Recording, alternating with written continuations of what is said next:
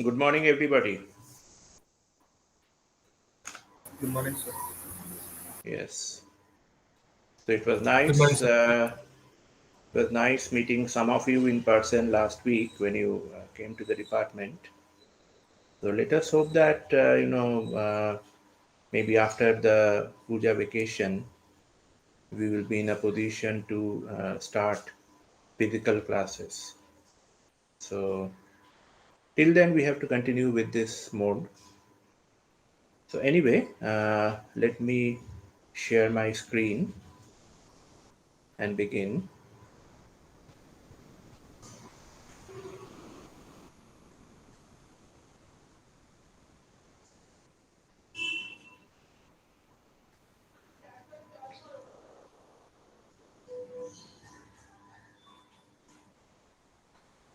Can you see the screen?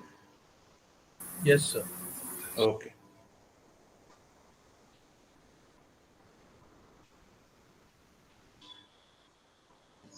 So this is what we have discussed in the last class, that is the orbital effects in the communication system. We had talked about Doppler shift, then eclipse of the satellite, the variation of the range which arises because of movement of a geostationary or a geosynchronous satellite uh, within a fixed spatial or angular extent, and then sun transit outage. Okay, that is when the sun passes directly in front of the uh, primary beam of the Earth station antenna. So these are some of the effects which we observe, which are normally observed when a communication satellite is, it has established a satellite link and is communicating with a ground-based receiver. Now, the next thing that we will talk about are the different subsystems present in a spacecraft, okay, or in a satellite. So basically, what we can understand is that uh, communication subsystem. Just a minute, somebody maybe wants to.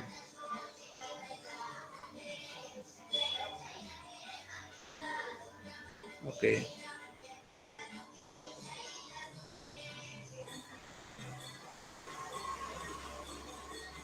so what we can understand is that in a communication satellite, although the major emphasis and the major area of concern is the communication subsystem, but actually there are other subsystems. Just a minute, once again somebody wants to enter.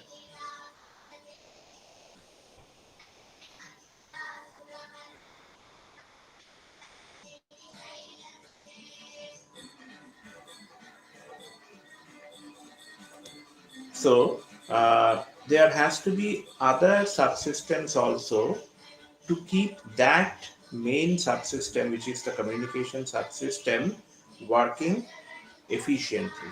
Okay. So one of the subsystems of a satellite, communication satellite, or for that matter, any satellite, is the attitude and orbit control system, AOCS. Now remember, this attitude does not mean, যেটা আমরা বাংলাতে hub ভাব বলি, that attitude, it's not that. It means essentially the uh, geometrical or angular configuration of the satellite with respect to the Earth station. Okay, that means it has to be, configured in a particular way, the satellite in space, so that the downlinking beam is pointed towards the user base. We will see that sometimes that gets affected due to some reasons. And then the attitude and orbit control system that has to correct that. But also periodically, irrespective of whether there is any kind of deviation or not, irrespective of that, this AOCS has to continue checking the geometrical as well as the spatial configuration of the satellite at different points of time. It is not that when something goes wrong, only then the AOCS comes into the picture.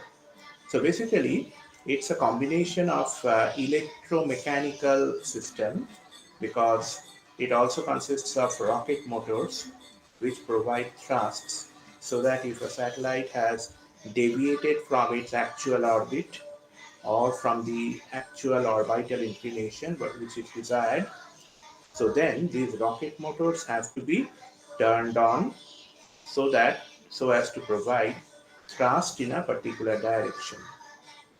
But definitely, when I say that a rocket motor on board the satellite has to be turned on, it always means that it is done using ground control commands.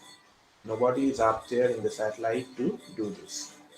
So uh, that is why this particular subsystem is a combination of both,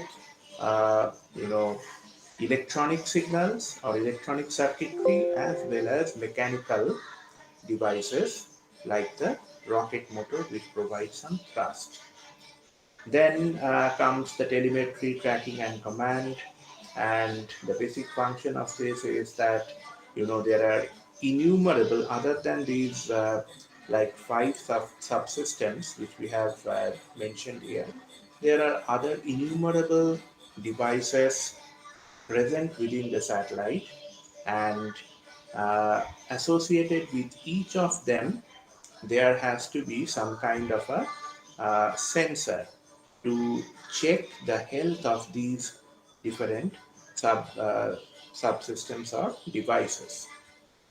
So these sensors, they send back some flag beeps usually. Okay, like one means the health of a device of a particular device is okay, zero means it's not good. So uh, accordingly, this telemetry tracking and command, this is also a periodic job.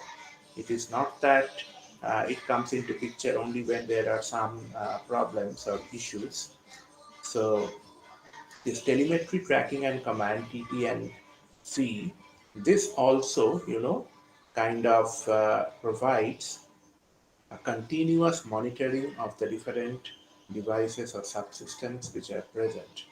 And we will see that among the different telemetry tracking and command, I think I have a few slides also. Uh, yes, which also deals with these, so we can discuss them there as well.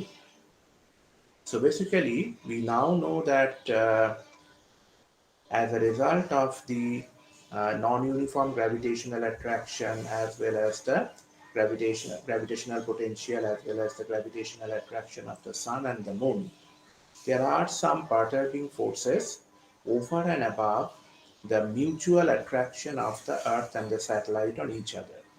Kepler's laws of motion and the resulting orbit were designed mainly considering the mutual gravitational attraction between these two bodies, the Earth and the satellite. But other than that, there are forces to reckon with, and that is why, sorry, once a satellite is placed in orbit, there are possibilities that the satellite may move away from its designated location in orbit, like the sub-satellite longitude of a geostationary satellite might change. At the same time, the orbital inclination of the satellite that might also change.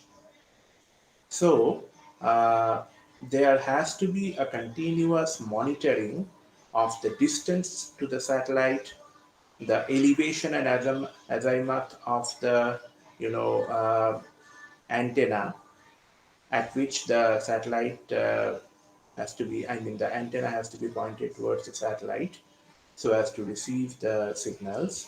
So all these monitoring, tracking, and if there are any changes, the correction commands that falls within the purview of this telemetry, tracking, and command. Then comes the power system, that is the electrical power which drives the different subsystems present within the satellite. So The main consumption of power is, of course, in the transmitter and receiver. Okay, inside or on board a satellite. And the source of this power, as we had mentioned briefly earlier, is mainly the solar radiation, which is incident on the surface of the satellite or on the solar cells or solar panels present outside the body of the satellite. Then the communication subsystem, that's the most important subsystem of a communication satellite, and it consists of, maybe more than one antenna, because some of the bigger communication satellites, they actually cater to user bases which are geographically separated from each other. So maybe one of the downlinking beams may be over India, Indian subcontinent, that is India, Pakistan, Bangladesh, and another maybe towards, either uh, the Far East, like Singapore or such places, or towards the Middle East, because some of the Indian, because the Indian community is also strong in these places. But definitely, a satellite which is transmitting signals to Indian subcontinent cannot transmit the signals to maybe the European continent or the US, because that satellite will not be visible from those locations. Okay, and we have seen that there is a corresponding condition of visibility. Okay, Ognisha Bhomik, are you there in the class? Hello,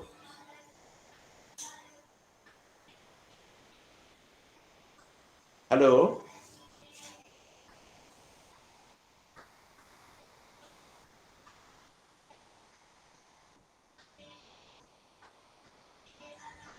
Is Ognisha Bhomik there in the class?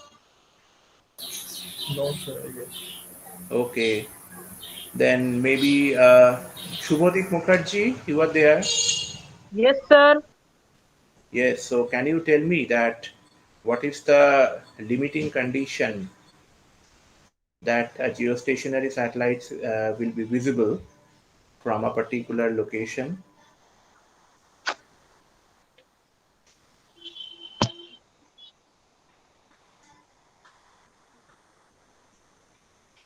What is the limiting condition in terms of the central angle?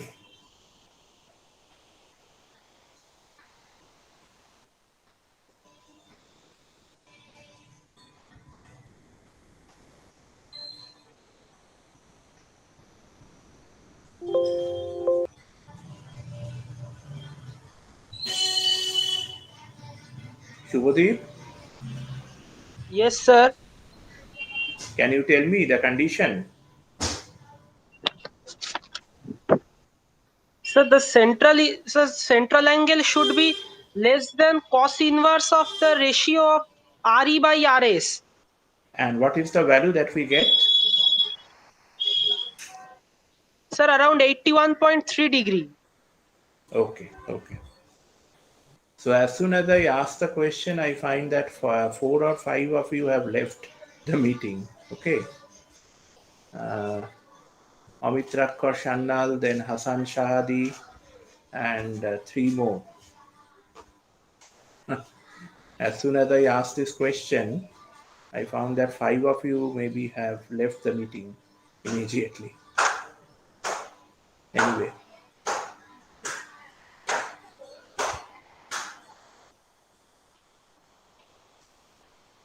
okay. So that is why a communication satellite may contain, the communication subsystem may contain one or more antennas, and also, transmitter, receiver, combined units, which are also known as transponders. But basically, this communication subsystem, although it is the heart and soul of a communication satellite, it, you know, consumes only a small part of the weight and volume of the entire satellite. And finally, we have the satellite antennas or spacecraft antennas. And uh, nowadays, there are various possibilities available in order to transmit the signals uh, from a communication satellite in terms of antennas. Because when we talk about, a communication satellite, the sequence of steps that is uh, followed, we can understand that even from our common sense, that first the Earth station, it transmits some signals that is received by the satellite. Then that signal being extremely weak because it has traversed a long distance, so there is some kind of an amplification of that signal done on board the satellite, and then it is retransmitted. So there is first reception of the signal, amplification and other processing of the signal, and then comes the retransmission of the signal. So this is, from common sense, we can understand that this is the sequence of steps that is usually followed. So now coming to this attitude control system, basically, a satellite in orbit, it has to be kept stable. Okay, that means it should always be pointed towards, I mean, the downlinking antenna and the antenna beam should always be pointed towards a fixed user base. That means a fixed geographical area on the surface of the Earth. It cannot be that you are receiving signal maybe from a DTH, and that satellite which is transmitting, its antenna beam will sometimes point towards India, sometimes towards, the Bay of Bengal, away from Indian subcontinent or mainland, and sometimes towards the Arabian Sea. It is not possible. I mean, it is not expected, because then the users will not receive the desired signal. So it has to be kept in a stable position, and that could be done by one of the techniques that is sometimes followed is that if you rotate this body of the satellite at a rate which varies between like 30 to 100 rotations per minute, so that some kind of a gyroscopic force is generated, which keeps the satellite stable about the axis about which it is spinning, and keeps it pointing in the same direction. So this is something analogous with spinning a top. Maybe nowadays none of you had spun a top uh, when you were smaller, younger. But basically what we have experienced is that when a top is spun, then usually when the RPM is high, then the axis of rotation that remains stable. But with time, due to friction with air and other forces, as the RPM of the top decreases, then the spinning axis, it kind of wobbles, and ultimately the top falls over. Okay, this is our experience. Can you follow this? Yes, sir. Yeah. So basically, this is our experience with spinning a top, and this wobbling of the axis of rotation as the RPM decreases. That is something which is known as nutation. Okay, nutation. This term. Okay. So the same concept is applied in case of a satellite, only that we do not allow the RPM to fall to such low values that the satellite becomes unstable. We do not allow that. So this kind of satellites are usually known as spinners. Okay.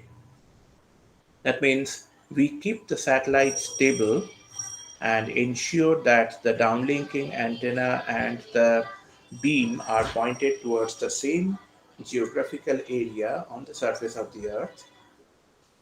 We make that happen by rotating the satellite at a rate between say 30 to 100 rpm.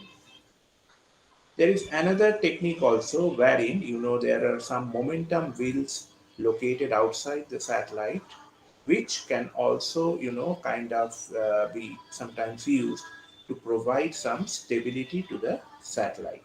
Like about the three axis, these momentum wheels they provide thrusts, and so that the satellite, even if there is a tendency to move or get inclined towards one of the sides, the momentum wheels they stabilize that, they correct that.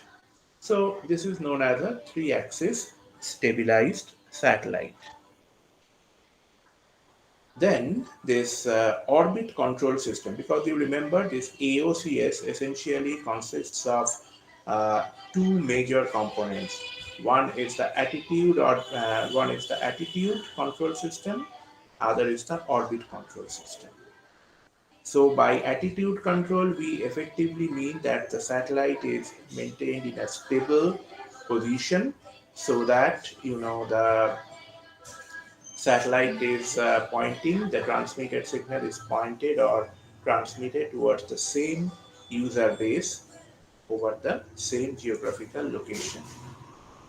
Then in orbit control system, we know that a geostationary satellite, subject to several forces that tends to move it away from the required orbit, like the what we have already mentioned, that gravitational forces of the sun and the moon. This causes the orbital inclination to change as well as the non-spherical shape of Earth. So as a result, what might happen is that suppose this is the equatorial plane in which the satellite should be located.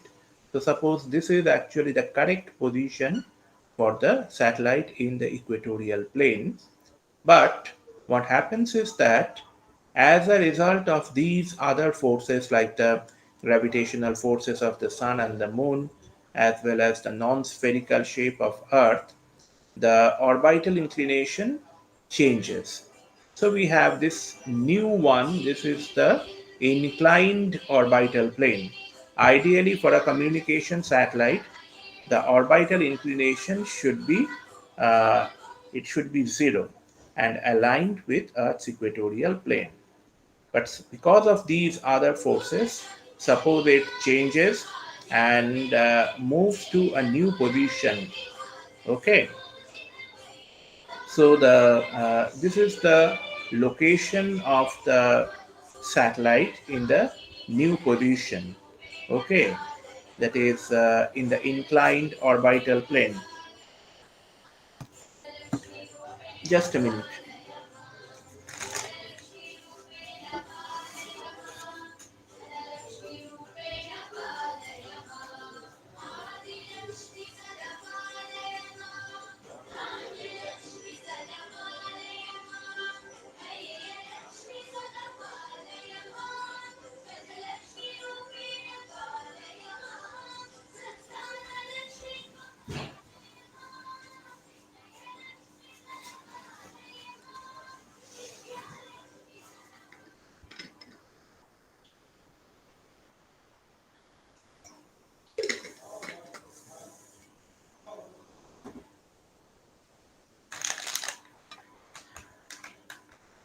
So what happens is that when the satellite is in this location, you can see that the direction of its antenna, which was earlier towards one portion of the Earth, one particular region of Earth, because it has shifted from this place to that place.